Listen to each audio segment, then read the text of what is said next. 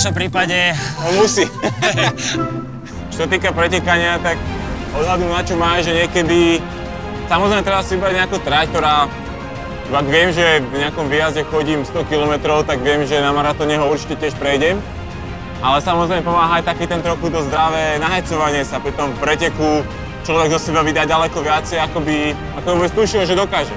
Skúšať, čo človek dokáže a postupne aj ten samotný človek bude čumeť, že to vôbec dal a bude ešte sám o svojho spokojný. Tam není otázka, hej, že či dám kratšiu alebo dlhšiu trať. Tam proste idem, takže ono je to trošku iné. Človek vždy chce ísť na limit, alebo chce ísť akože čo najviac spraviť, či už pre ten tým, alebo pre ten výsledok. A vtedy tiež niekedy si myslí, že to nedá, ale v konečnom dôsledku, hej, keď klapne napríklad forma, že sa dobre cíti, tak dá sa to, no. Teraz doľava. Doľava. Poďte to s nami roztočiť na 3. ročník Škoda Bike Open Tour. Je jedno, či ste profík, hobík, alebo sa chcete zabaviť s rodinou a povzbudiť svojich favoritov. Škoda. Simply clever.